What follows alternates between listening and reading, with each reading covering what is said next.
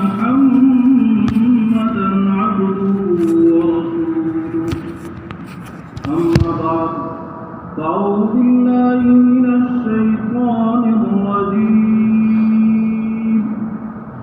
بسم الله الرحمن الرحيم إنما المؤمنون الذين إذا ذكر الله وجلت قلوبهم وإذا تليت عليهم آياته زادتهم إيمانا وعلى ربهم يتوكلون الذين يقيمون الصلاة ومما رزقناهم ينفقون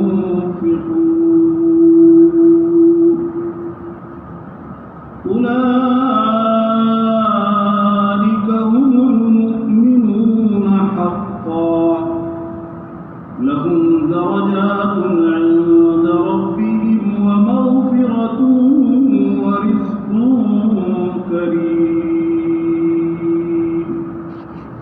آمنت بالله صدق الله العظيم وصدق على رسوله النبي الكريم ونحن على ذلك من الشاهدين والشاكرين والحمد لله رب العالمين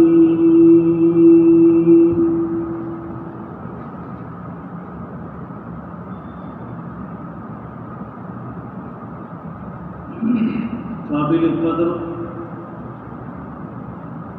میرے شیخ اور میرے استاد اور میرے مربی حضرت مولانا قاری محمد امین صاحب دامت برکاتہم العالیہ، جن سے ہم نے ڈھیر ساری شفقتیں اور عنایتیں حاصل کی ہیں، اللہ رب العزت حضرت کی عمر میں برکت نصیب فرمائے اور عافیت کے ساتھ ہم سب کے سروں پر تعبیر ان کا سایہ نصیب فرمائے۔ علماء اکرام اور معزز سامعین کرام، ہم سب کے لیے بڑی سعادت مندی کی بات ہے کہ اللہ رب العزت نے ہم کو ذکر کی مجلس میں بیٹھنے کی توفیق عطا فرمائے۔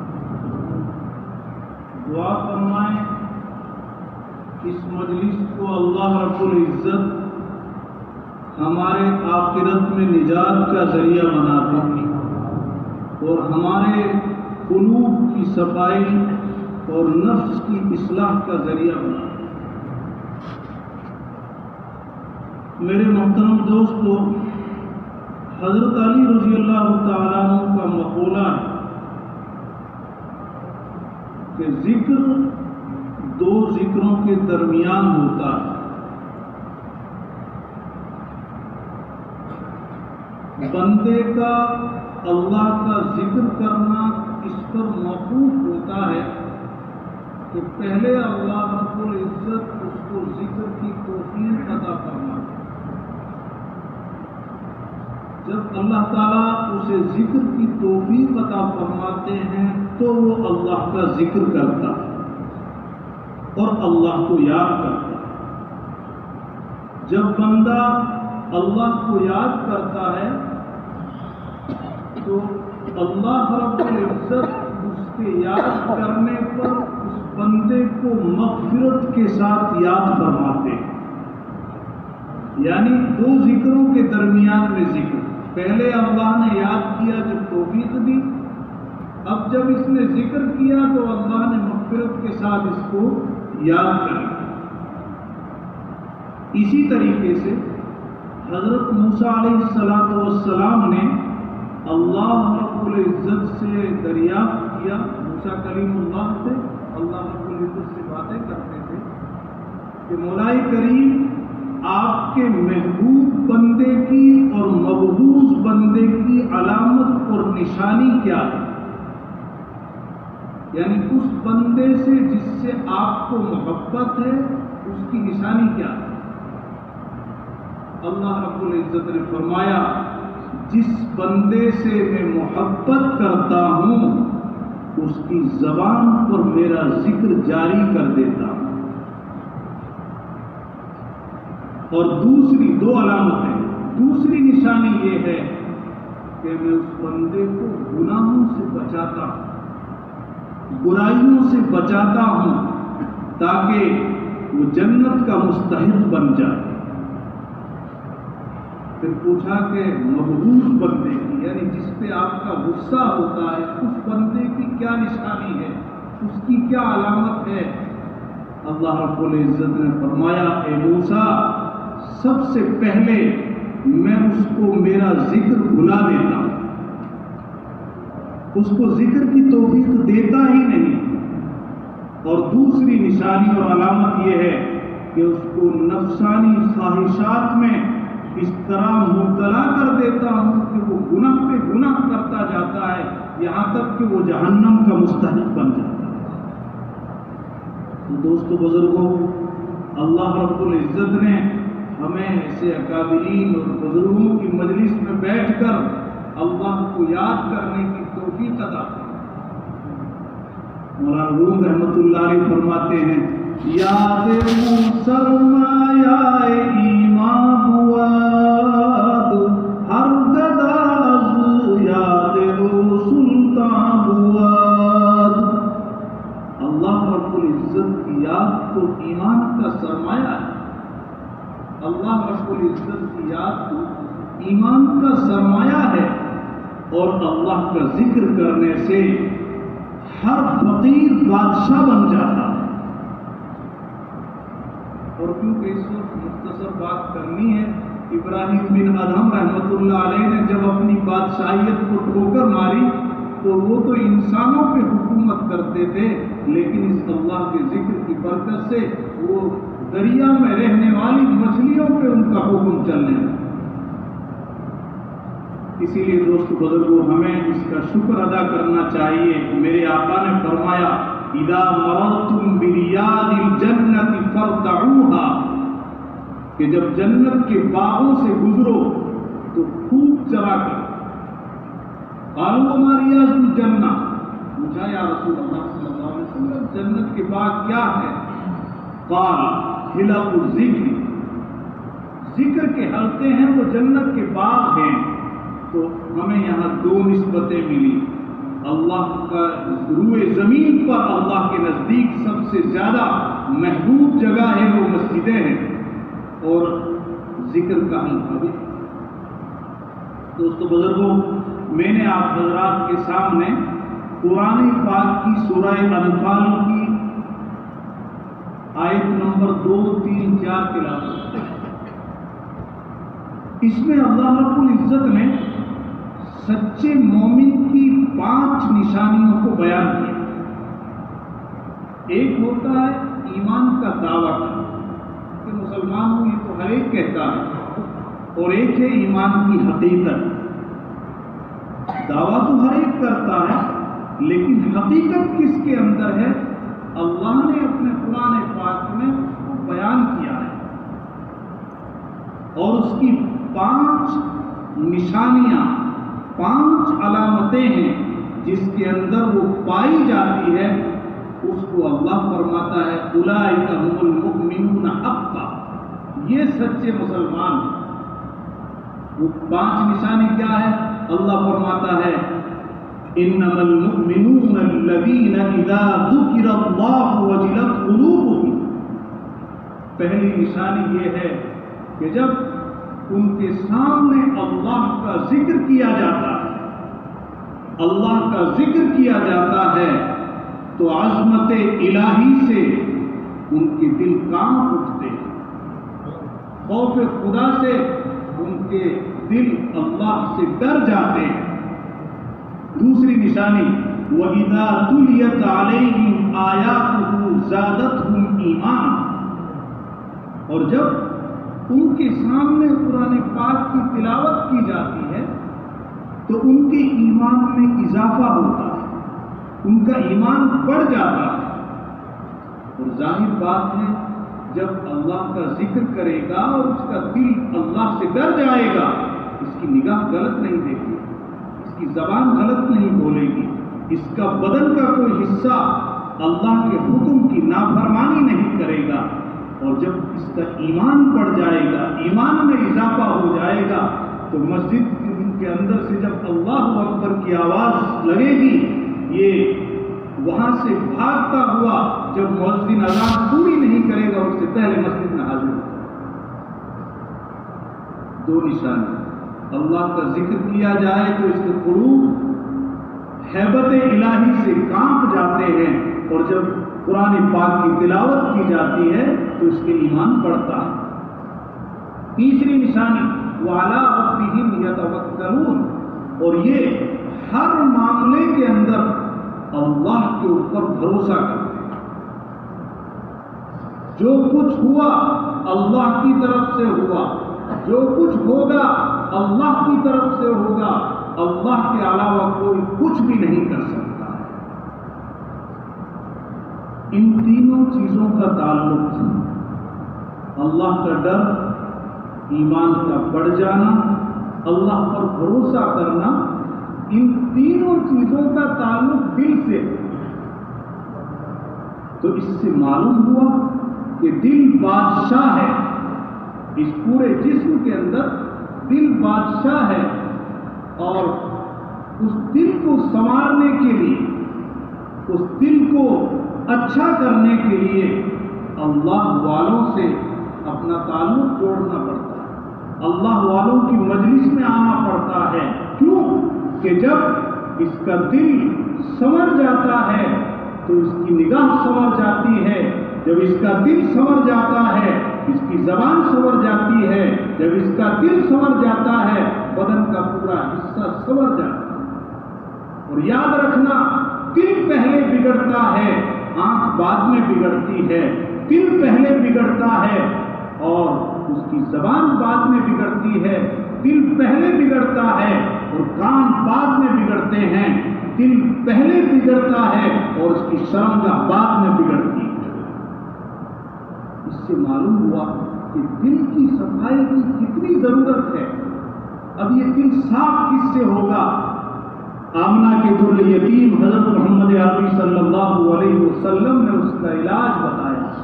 لِكُلِّ شَيْءٍ سِقَالَةٌ وَسِقَالَةُ الْقَلْبِ ذِكْرٌ، ہر چیز کے صاف کرنے کی پالش ہوتی ہے جس سے اس چیز کو صاف کیا جاتا ہے۔ کپڑے کے لیے پانی، صابن کی ضرورت پڑتی ہے۔ ایک بوٹ ہوتے ہیں، اس کے اوپر ایک پالش آتی ہے جس سے بالکل چمکنے لگ جاتے ہیں۔ ایک فیکل ہوتا ہے ہر چیز کے لیے، اور اس دلوں کی صفائی کے لیے اللہ کا ذکر ہے، جس سے اس دلوں کی صفائی ہو جاتی ہے۔ اور دوستو بزرگوں، اس دلوں کے علاج کے لیے عبداللہ انطاکی رحمۃ اللہ علیہ فرماتے ہیں 5 چیزوں کی ضرورت ہے۔ 5 چیزوں پہ عمل کر لیجئے، انشاءاللہ آپ کے دلوں کی صفائی ہو جائے۔ سب سے پہلی چیز، اللہ والوں کی صحبت اختیار کرنا۔ اللہ والوں کی صحبت اختیار کرنا، کیوں کہ صحبت میں اللہ رب العزت نے وہ تاثیر رکھی ہے۔ عربی کا مقولہ الصحبت مؤثر، صحبت جو ہوتی ہے وہ اثر کرتی ہے۔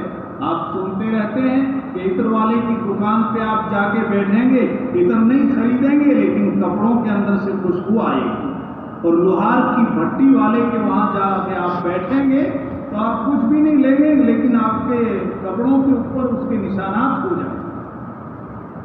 اسی طرح اللہ والوں کی جو صحبت ہے وہ انسان کے دلوں کی دنیا کو بدل دے۔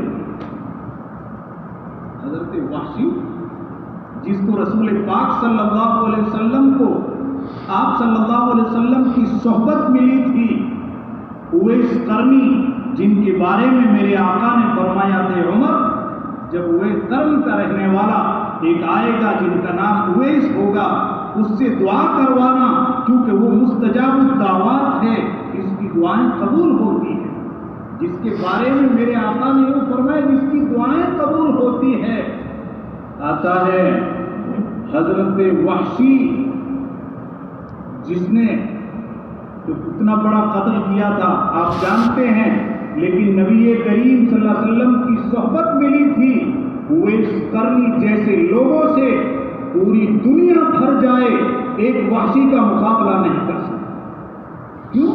رسول پاک صلی اللہ علیہ وسلم کی صحبت ملی۔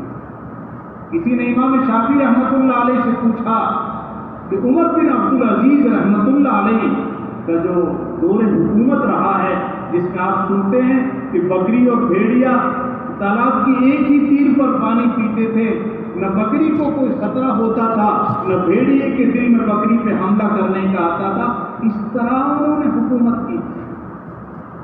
آتا ہے ایک مرتبہ جنگل کے اندر ایک چرواہا تھا، ایک بھیڑیے نے بکری کے اوپر حملہ کر دیا، چرواہا جنگل کے اندر دھاڑے مار مار کے رونے لگا کہ ہو سکتا ہے عمر بن عبدالعزیز کا انتقال ہو گیا۔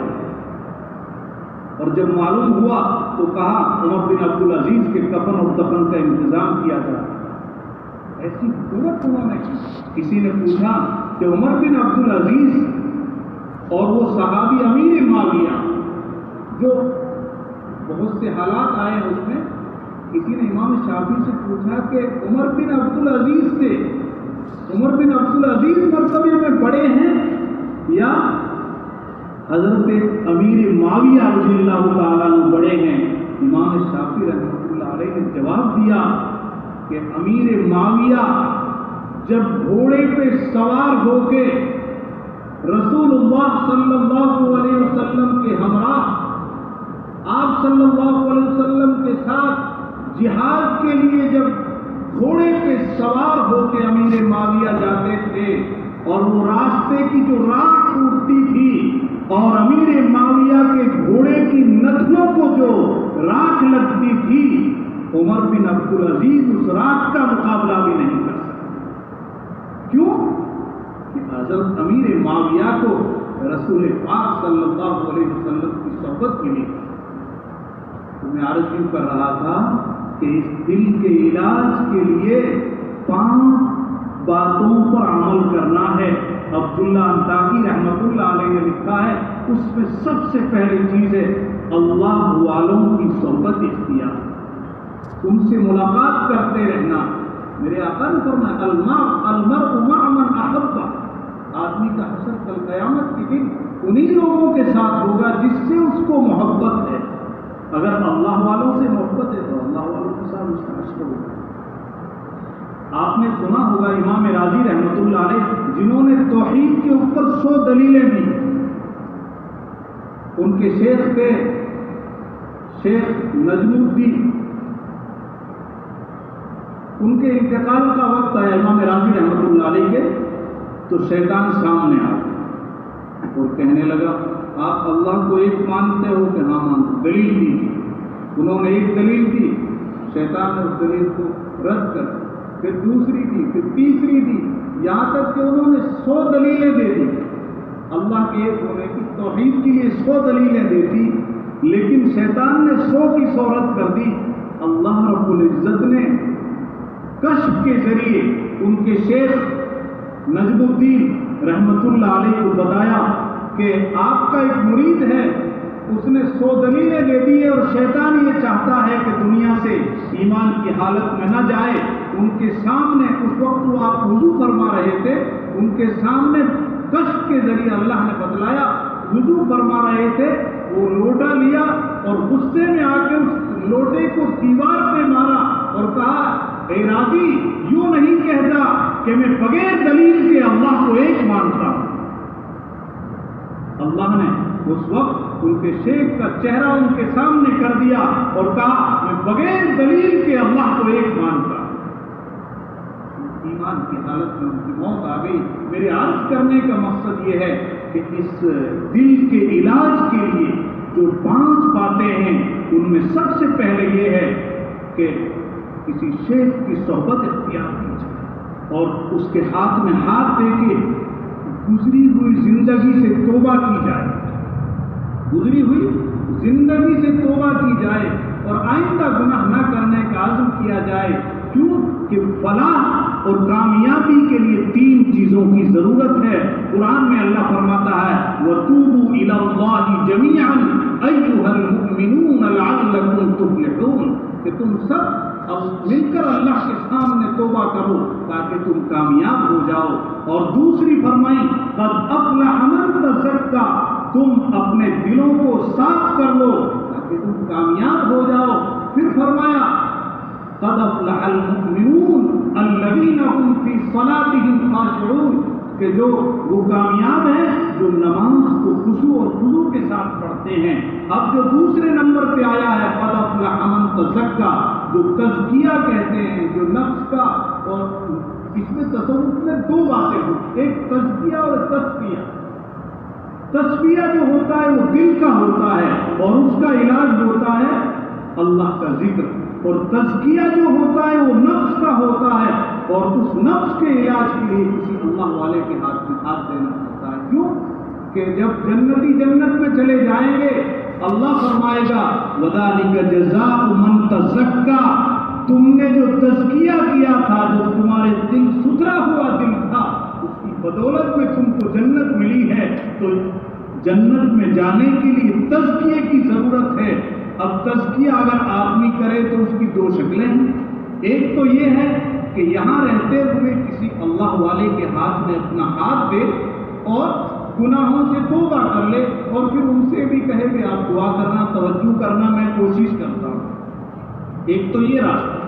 دوسرا یہ ہے کہ اگر اس طرح تزکیہ نہیں کیا اور ایمان کی حالت میں گیا لیکن تزکیہ نہیں کیا ہے تو اللہ تعالیٰ کیا کرے گا؟ قبر کے اندر اس کا تزکیہ کرے گا، آگ کے ذریعے، سانپ اور بچھو کے ذریعے۔ وہ ایک ڈسپینسری ہوگی اور پھر جہنم میں لے جائے گا جہاں بڑا ہاسپٹل ہے، اب وہاں تزکیہ کر کے پھر اس کو جنت میں پہنچائے گا۔ اسی لیے دوستو بزرگوں، قلب کے علاج کے لیے 5 چیزیں ہیں۔ پہلی چیز کسی اللہ والے کے ہاتھ میں ہاتھ دے دینا، اور دوسرے نمبر کی چیز یہ ہے کہ قرآن پاک کی تلاوت کرنا، کثرت سے تلاوت کرتے رہنا، کیونکہ اس سے دلوں کا میل کچیل دور ہوتا رہتا ہے۔ اور تیسرے نمبر پہ یہ ہے کہ حرام مال سے پرہیز کرنا۔ آپ کی جو آمدنی ہے، آپ کے جو کمانے کے ذریعہ معاش ہے، آپ کو دیکھنا چاہیے حلال ہے یا نہیں۔ آپ اللہ اللہ کرتے ہیں، مسجد کے پابند ہیں، مدرسہ پڑھاتے ہیں، مسجد کے امام ہیں، دعوت و تبلیغ کا کام کرتے ہیں، دینی کام کرتے ہیں، لیکن اگر آپ کا کھانا حلال نہیں ہے تو آتا ہے حدیث میں کہ اللہ اللہ کرتا ہے لیکن وہ آسمان سے اوپر نہیں جاتا، کیونکہ اس کا کھانا حلال نہیں، پینا حلال نہیں۔ اسی لیے تیسرے نمبر پہ یہ ہے کہ حرام سے مکمل پرہیز کیا جائے اور حلال کو استعمال کیا جائے۔ اور چوتھے نمبر پہ یہ ہے کہ رات کے آخری حصے میں اٹھ کر تہجد پڑھی جائے، اس وقت اللہ کے سامنے کھڑا ہونا چاہیے، پیشانی کو رگڑنا چاہیے۔ اور 5ویں نمبر پہ یہ ہے کہ جب صبح صادق کا وقت ہو جائے تو عاجزی اور انکساری کے ساتھ اللہ کے سامنے گر گرا کے دعا کرے۔ ان 5 باتوں پہ جو عمل کرتا ہے اللہ تعالیٰ اس کے نفس کا تزکیہ کر لیتا ہے۔ سچے مسلمانوں کی 5 نشانی تھی، اس میں سے میں نے 3 بتا دی کہ اللہ کا ذکر ہوتا ہے، دل کانپ جاتے ہیں، تلاوت ہوتی ہے تو ایمان میں اضافہ ہوتا ہے اور ہر معاملے میں اللہ پہ بھروسہ کرتے ہیں۔ اور چوتھے، یہ 3 چیزوں کا دل سے تعلق ہے، اور چوتھا ہے اس کا عمل سے ہے الذین یقیمون الصلاۃ ومما رزقناہم ينفقون، جو نماز کو قائم کرتے ہیں۔ چوتھے نمبر جو نماز کو قائم کرتے ہیں اور اللہ نے جو کچھ دیا ہے اس کو اللہ کی راہ میں خرچ کرتے ہیں، اسی کو پھر آگے فرمایا اولئک هم المؤمنون حقا، یہ سچے مسلمان ہیں۔ ان مجلسوں کے ذریعے یہ چاہا جا رہا ہے، یہ آواز لگائی جا رہی ہے کہ ہم سچے مسلمان بن جائیں۔ اللہ تعالیٰ کہنے سے زیادہ گنہگار کو اور ہم سب کو عمل کرنے کی توفیق عطا فرمائے، اور اس مجلس کی برکت سے اللہ تعالیٰ اس ادارے کو، اس مسجد کو آباد فرمائے، اور جنہوں نے بھی اس مجلس کے قیام کے لیے جو کچھ قربانی دی ہے اللہ رب العزت انہیں دونوں جہاں میں اس کا بہترین بدلہ نصیب فرمائے. وآخر دعوانا الحمدللہ رب العالمین. Thanks for watching. Don't forget to like, comment, share and subscribe to Al Wahid channel.